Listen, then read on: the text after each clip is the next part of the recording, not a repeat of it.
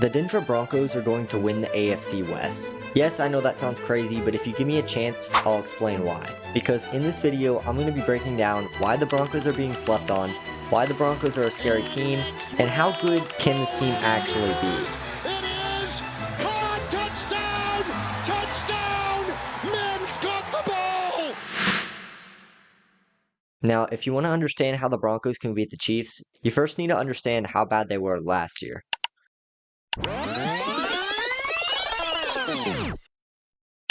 Bo Nix was selected 12th overall in the 2024 NFL Draft. Little did we know that this man would spark something in the Broncos. And yes, the Broncos did have a bit of a slow start. But once week 5 came around, Bo Nix turned it on. They would go on to blow out the Raiders, Saints, Panthers, Falcons, Colts, and the Carson Wentz-led Chiefs. This man would go on to carry the Broncos to the playoffs. But if you look at this team a little closer, things get interesting. Their number one running back, Javonte Williams, had 3.7 yards per carry for 513 yards. That was the second worst in the NFL behind Kareem Hunt. Somehow they limped to 16th in rushing, but the running back room sucked. On top of that, the Broncos had the worst tight end room in the NFL. Their best tight end only had 188 yards. That ranked outside the top 40 for all tight ends.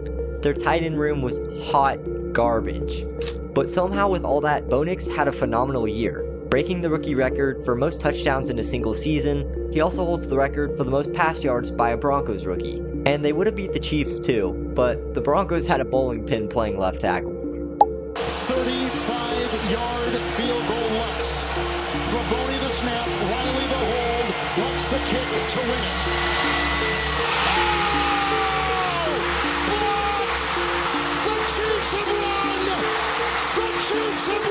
So, even though they didn't make a deep playoff run, it was just a win for Broncos fans to see their team back in the playoffs. Then we entered the offseason, and this is where things get interesting. So keep watching because it'll all make sense very soon. I don't think it's a stretch to say the Broncos are probably the most slept on team in the NFL. People literally always forget about the Broncos. I can't tell you the amount of clips I've seen with people clueless as to who's on the team. 13, PS2, well PS2, Bo Nix, Sutton, and Williams, and that's it. Other than that, I couldn't name you anybody else. Who is that? Bailey? I've never heard of that name in my life, Chad. I'm sorry, I'm not a Broncos fan. I don't know anybody that's a Broncos fan. They're home in Denver. I mean, you don't think bro, the Giants that's a win, bro. Stop. Jet lag. The Giants could beat them? Giants could beat them, but they're not. So, nobody was expecting it when the Broncos balled out this offseason. This offseason, the Broncos added some studs. J.K. Dobbins off the best year of his NFL career, 905 yards on 195 carries. Broncos finally got a tight end, best tight end ever, matchup nightmare, Sean Payton's Joker, two-time Pro Bowler Evan Ingram, R.J. Harvey, third-team All-American. But here's the real scary part. On defense, they added rookie Jahdae Barron. By week 5, your fantasy wide receiver is going to be putting up cardio stats thanks to Jahdae. Talanoa Hufanga, first-team All-Pro Polynesian Football Player of the Year. Yes, that's a thing. And finally, the Turf Monster's favorite snack, Dre Greenlaw. These additions turn an already top 5 D and the leading D in sacks into possibly the number 1 defense in the NFL. Now that you know what the Broncos have done this offseason, we're ready to see how good this team can really be. Okay, I'm about to tell you 3 key factors that the Broncos need to go right in order to beat the Chiefs, win the AFC West, and eventually win a Super Bowl. So make sure you stay till the end because you don't want to miss this. But first, if you've been enjoying the video and you don't want to miss any more NFL videos just like this, why don't you go ahead and hit the subscribe button because I don't have any subscribers yet. So let's see how many we can get. The Broncos picked up some elite players this offseason, but there's one problem. Dre Greenlaw basically missed the entire 2024 season after he went down with an injury in the Super Bowl. And then there's Evan Ingram, who only played 9 games because he had a hamstring and a shoulder injury. Hufanga was a little bit luckier than his teammate because he only missed 10 games. These 3 players played 18 out of 51 games last year. That's only 35%, and that's not good. So factor number 1 is health. But that alone isn't the only thing they need to go right. Marvin Mims had 503 yards last season. They also had Devon Vele, who they drafted in the 7th round last year. He went on to get 475 yards. And this year, they've added Pat Bryant, a rookie out of Illinois. So this might not seem like a problem until you look at this list.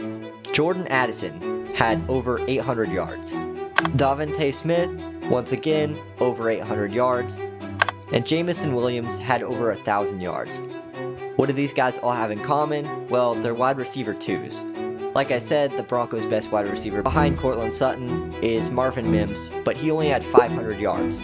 That's about 300 yards short of where he needs to be as a wide receiver 2. So the Broncos need one of these guys to step up and become a solid wide receiver 2. But none of this will matter if this last factor doesn't play out the right way. This could play a crucial role in whether the Broncos go 5-12 or 12-5. Like I said, Bo Nix had a phenomenal year last year, breaking all kinds of rookie records. But now this is where things get interesting, because he is entering year 2, and we have yet to see if he's going to have a sophomore slump. Other quarterbacks like CJ Stroud had a phenomenal rookie season, but then passed for 400 yards less and went from a 100 overall passer rating to an 87. This is probably the most important factor, because if Bo Nix is firing on all cylinders, then this team could be a serious playoff contender. But don't take my word for it. Once this video ends, I want you guys to go look up the Chiefs schedule and the Broncos schedule, and look at them both. You'll notice that the Chiefs have the 11th hardest schedule, but the Broncos schedule is middle of the pack.